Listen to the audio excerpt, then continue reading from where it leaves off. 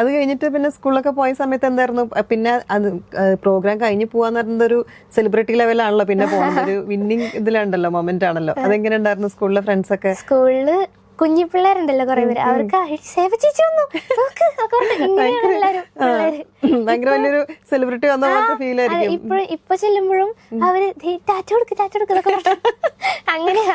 പിന്നെ കുറച്ചുകൂടെ വലിയ ആൾക്കാർക്ക് അറിയാലോ, പിന്നെ എല്ലാവരായിട്ടും കമ്പനിയാണ്, അപ്പൊ പിന്നെ നമുക്ക് ഫ്രണ്ട്സ് എന്ന ആ ഒരു സാധനം തന്നെയാണ് എല്ലാവരും. 1 year കംപ്ലീറ്റ് ജേണി അല്ലേ ഈ ടോപ്പ് സിംഗർ എന്ന് പറയുന്നത്.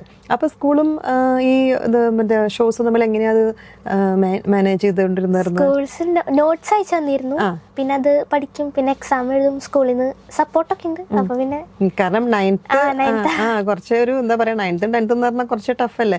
അപ്പൊ നോട്ട്സ് ഒക്കെ ഫ്രണ്ട്സ് ഒക്കെ ഹെൽപ്പ് ചെയ്തു, ഫ്രണ്ട്സ് തരുന്നു, അപ്പൊ എഴുതുന്നു. അങ്ങനെ ഞാനും നീഹാരൊക്കെ ഒരുമിച്ചിരുന്നു. നീഹാര പറഞ്ഞത് ഞങ്ങൾ ഒരുമിച്ചിരുന്നാ പഠിക്കാന്ന്.